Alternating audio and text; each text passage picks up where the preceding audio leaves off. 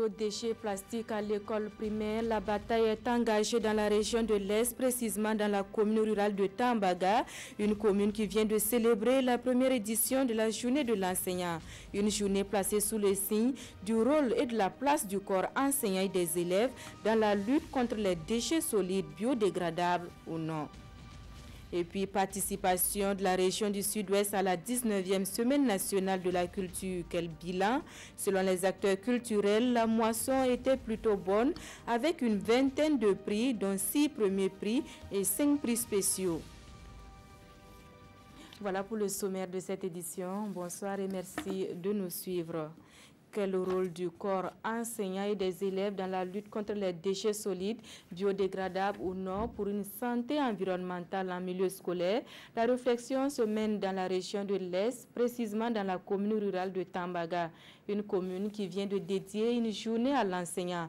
Une première édition au cours de laquelle les questions environnementales occupaient une place de choix aux côtés de celle des violences en milieu scolaire. Le reportage de Désiré Ilboudo et Mahamadi Ouedraogo. Les acteurs de l'éducation des circonscriptions d'éducation de base de Madaga et de Tambaga dans la province de la Tapoa célèbrent la première édition de la journée de l'enseignant de la commune de Tambaga. Les débats portent sur la problématique des déchets plastiques en milieu scolaire. La question environnementale, c'est un thème émergent qui préoccupe beaucoup et qui devrait être pris au sérieux. Voilà pourquoi nous avons choisi ce thème pour assainir le milieu scolaire. Zéro chassé à l'école primaire, c'est le slogan de cette édition. Et pour y arriver, quelques diagnostics des effets néfastes des sachets plastiques et des propositions de mécanismes de gestion de ces déchets plastiques sont développés ici sous forme de communication pour renforcer les capacités de ces acteurs.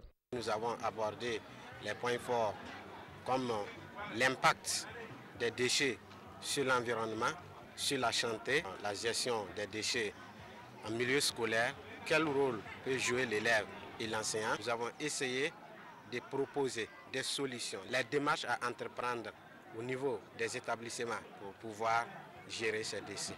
On n'avait pas beaucoup d'informations sur les sachets plastiques. Donc maintenant, comme on a suivi avec intérêt le communicateur, nous allons maintenant essayer de travailler avec nos enfants d'ici la fin de l'année. Nous voulons en tout cas zéro sachet dans les écoles. Outre la question de l'environnement, des thématiques relatives à la violence en milieu scolaire ont fait l'objet d'échanges au cours de la journée. Nous restons dans la région de l'Est où les conditions d'apprentissage des élèves du village de Kanyela se sont améliorées. Ils passent désormais des classes sous paillotes à celles en matériaux définitifs. Plus de 44 millions de francs CFA ont été mobilisés par la commune de Fada et ses partenaires pour la normalisation de cette école. La coupure du ruban avec Amidou Lankwande, Alpha Yaya Traoré et Mahamadi Ouedraogo. Cette coupure de ruban marque la normalisation des classes sous paillotes à l'école primaire publique de Kanyela dans la province du Gourma. Elle est dotée d'un bâtiment de 3 classes, d'un forage et d'autres infrastructures. Un geste qui soulage élèves tout comme encadreurs de l'école. Ce jour est vraiment très important pour nous parce que nous venons de recevoir un joyau de 3 classes, un bureau, un magasin électrifié et de 2 latrines pour les élèves et les enseignants et aussi un forage. La réalisation de cette école en matériaux définitifs a coûté près de 44 millions de francs CFA à la commune de Fadangourma et ses partenaires techniques et financiers. La commune entend par cette action garantir une éducation de qualité pour tous. Il y a encore énormément d'écoles sous paillotes où nous avons toutes les 6 classes qui sont sous paillotes.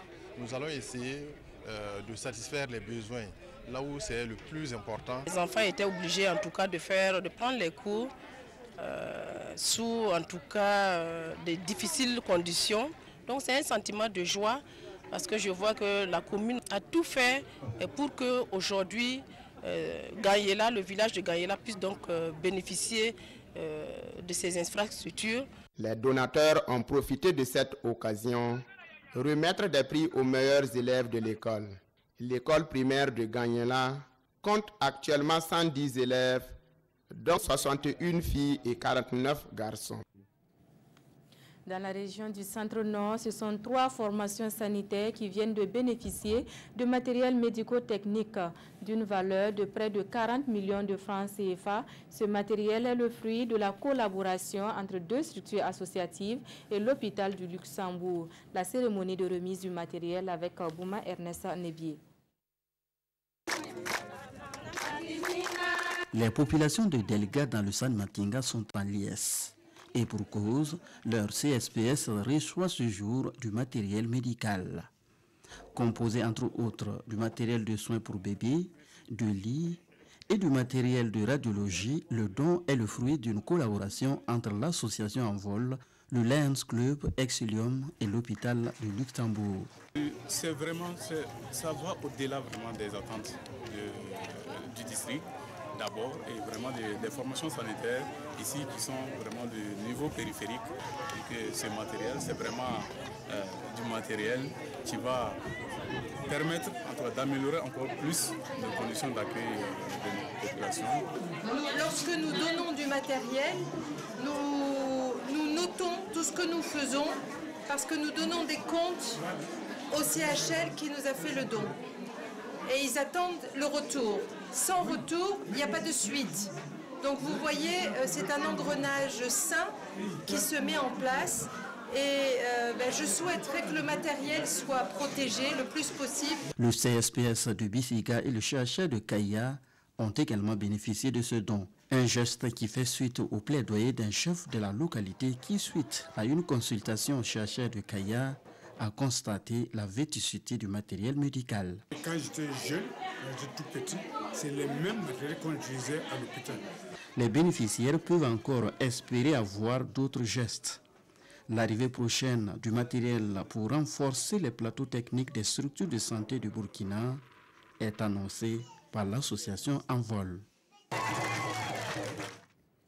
Le collectif Saramaya Tomba lui fait son entrée dans l'univers associatif de la ville de Sia avec pour cheval de bataille l'épanouissement socio-économique de la femme. Saramaya Tomba regroupe une 50aine d'associations féminines. Le collectif a lancé officiellement ses activités samedi dernier en présence de Billy Dubazongo, Idrissa Karambiri et Karim Sissé.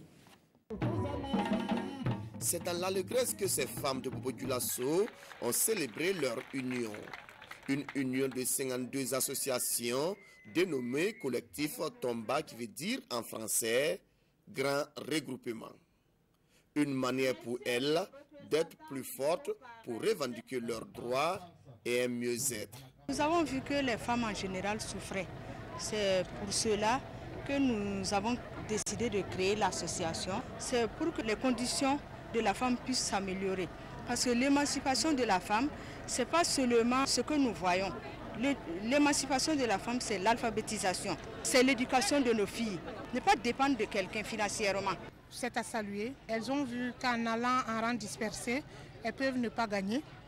Alors qu'en s'organisant et en étant solidaires, elles peuvent faire beaucoup de choses. À l'occasion, la marraine a prodigué des conseils à ces femmes afin que le nouveau bébé puisse bien grandir.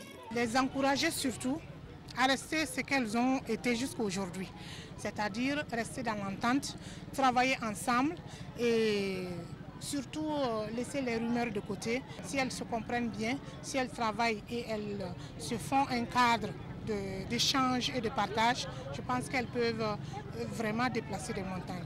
Pour permettre à ces femmes de mieux mener leurs activités, le professeur Alpha Omadissa leur a remis une tonne de vivres plus une enveloppe financière.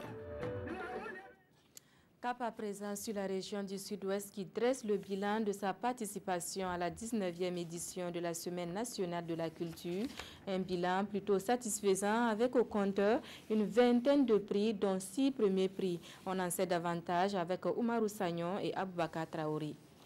Les archers du Sud-Ouest ont confirmé leur suprématie dans la compétition du tir à l'arc à la SNC 2018.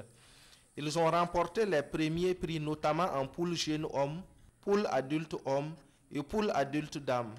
Ils sont également revenus avec le deuxième prix en poule jeune homme. 3 de ces lauréats sont membres de l'association pour la promotion du tir à l'arc au pony. Tir à l'arc là, ce n'est pas la sorcellerie. La tir à l'arc, c'est dans l'entraînement. Si tu t'entraînes bien, tu vas pouvoir gagner. Autre discipline où le Sud-Ouest était en vue à la Biennale de la culture à Bobo, c'est la lutte traditionnelle. Les lutteurs du pony ont raflé 3 prix, dont les premiers dans les 2 catégories poules jeunes filles. C'était difficile parce que c'était ma première fois de participer à ça. Donc je ne savais même pas que j'allais avoir ces prix-là. Nous sommes vraiment fiers et surtout que c'est une nouvelle région, c'est notre première participation. Ça va aussi amener les autres enfants à s'intéresser à la lutte traditionnelle, qui n'est pas une discipline bien connue dans le Sud-Ouest ici. En art culinaire, Fatimata Kouraougo du Pony a surmonté la compétition en catégorie plat lourd avec sa recette de couscous de riz aux feuilles de balanites. C'est un mets local que j'ai amélioré pour montrer à la jeune génération qu'on peut faire beaucoup de plats avec les feuilles des arbres de chez nous. Plusieurs autres prix ont été remportés par les ambassadeurs du Sud-Ouest à la SNC Bobo 2018. Il y a au moins 20 prix que la région a en tout cas pu enregistrer, notamment 6 premiers prix qu'on a pu engranger sur l'ensemble des 10 prix en compétition. Généralement, après la SNC, les lauréats sont laissés à eux-mêmes. Selon Idriss Ouedraogo, des réflexions sont déjà en cours pour leur promotion. En ce qui concerne les conditions difficiles de préparation de ces rendez-vous nationaux par les candidats, dû au manque d'infrastructures et d'équipements, le directeur régional de la culture dit être conscient de la situation et travaille pour les améliorer. Les lauréats, quant à eux, promettent faire toujours briller la région du Sud-Ouest dans les prochaines compétitions. Fin de la 2e édition du Festival des Dozo de Kangala dans le Kénédougou. Pendant 2 jours, la confrérie des chasseurs traditionnels ont mis en exergue leur savoir-faire sans oublier leur place dans la restauration de l'environnement. Karim Ilboudo et Karim Sissé de retour de Kangala. Jadis, une zone à forte potentialité faunique et végétale, Kangala dans le Kénédougou est de nos jours en perte de vitesse. La poussée démographique et les méthodes culturelles extensives pour la survie en sont la cause. Face à cette dégradation avancée de l'environnement, les Dozo de Kangala et leurs confrères venus d'autres horizons ont jugé nécessaire d'agir pour préserver cette biodiversité au cours de la 2e édition du Festival des Dozo. Quand vous regardez le Dozoya aujourd'hui, il y a plus les Dozo ne partent plus à la chasse comme ça. Les Dozo utilisent beaucoup l'environnement pour leurs besoins. Alors nous avons pensé qu'il était opportun qu'ils contribuent aussi à l'environnement qu'ils dégradent là, quand même qu'ils aient une contribution aussi pour quand même à l'environnement. Cette initiative des Dozo de Kangala a apporté leur contribution pour la protection de l'environnement est bien appréciée par les autorités. Nous voyons qu'il y a une catégorie d'animaux qu'on ne retrouve plus dans notre zone. Nous constatons également qu'il y a un certain nombre de plantes qui apportaient beaucoup de choses d'ailleurs à la pharmacopée traditionnelle qui sont en train de disparaître. Donc nous pensons que nous pouvons donc utiliser la confrérie d'Ozo comme un plié pour pouvoir donc restaurer l'environnement dans ce sens. Comme cela est inscrit dans le programme du président du FASO, en termes d'ancrage culturel, nous allons les accompagner. À cette cérémonie, le parrain a procédé à une remise de table-banc et de fourrage à la population du Kangala. Voilà qui met fin à cette édition. Merci à vous qui l'avez suivi. Bonne suite de programme sur la RTV.